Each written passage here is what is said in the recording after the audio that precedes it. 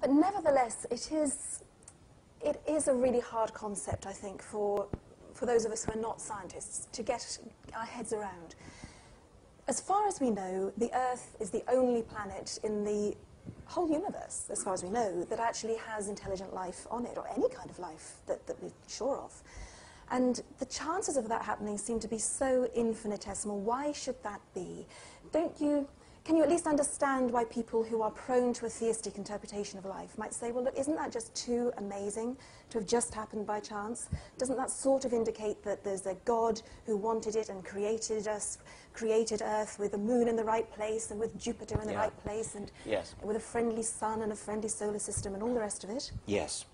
Well, there's no doubt that our situation on this planet is comparatively friendly. I don't wish to concede at all that that is only one life form in the universe. I think it's probable that there is quite a lot of life in the universe.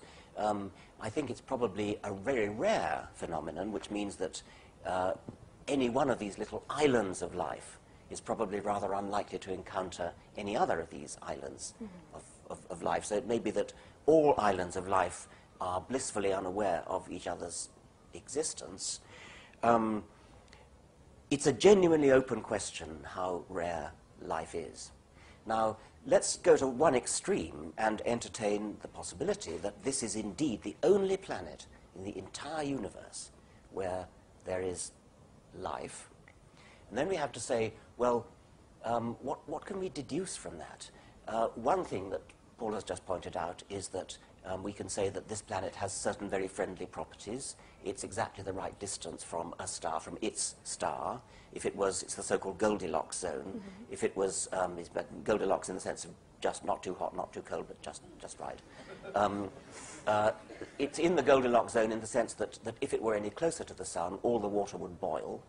And if it were any further from the sun, all the water would freeze. So there's quite a narrow band of orbits in which water remains liquid, which we need.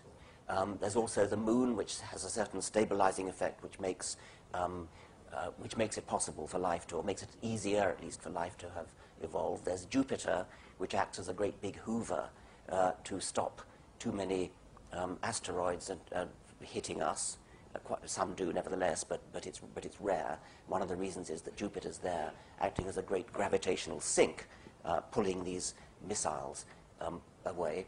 So there is a lot going for us in this solar system, and so there damn well has to be, because we're here. I mean, obviously, even if we're the only form of life in the universe, we would have to be, that the one planet where we are would have to be a planet which has those favorable characteristics, however rare such a planet is. Now, knowing, we don't know, but calculating, speculating, well, more than speculating, it's an informed calculation about how many planets there are in the universe. There must be actually a very large number which have at least those complaisant properties friendly to life. It may still be that only one of them actually has life, and that has a very interesting consequence, which I perhaps briefly explore.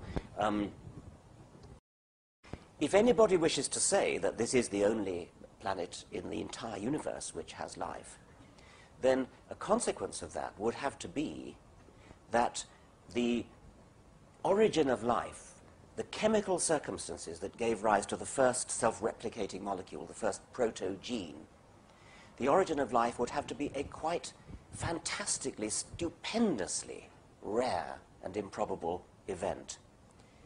Because if it were not stupendously rare and improbable, it would be in lots of other planets as well as this one. So if we in theory imagine a spectrum of possibilities where on the one hand there's lots and lots of life all over the universe, on the other hand there's only one. In other words, on this end, the origin of life is a fairly probable chemical event. On that end, it's a colossally improbable, a stupefyingly improbable event. Nevertheless, because there are so many planets, stupefyingly improbable actually means it only happens once in the universe. And with hindsight, this is the so-called anthropic principle, with hindsight, that one planet has got to be this one, because we are the ones talking about it. We are the ones sitting here thinking about it. And so the anthropic principle is a very elegant, beautiful idea, because it has this curious paradoxical effect that it allows us to entertain a hugely improbable event and still come up with a satisfying, complete explanation for our own existence. And it's even possible to twist that argument further and say that because we've never actually been visited, as Enrico Fermi said, where are they? Because we've never been visited, you might deduce from that, or never even been visited by radio waves from a distant planet, you might deduce from that that intelligent life, at least technological life, is indeed very, very rare. And therefore, if it were easy for us to understand the origin of life, if chemists could come up and say, oh yeah, easy to see how life could originate, it could originate in this way or this way or this way, we should be positively worried. Because if it's easy to think of how the origin of life happened on this planet, then there should be lots of other planets where it happened as well. So one corollary of the where are they question is that if there is life elsewhere in the universe, it's got to be non-technological life. Technological life has got to be rare, which means that either the origin of life itself is very rare, or the origin of life is allowed to be common, but the origin of advanced, intelligent, technological life has got to be very rare. Somewhere along the line, you've got to interpose a sort of wall of improbability in order to explain why we have never been visited.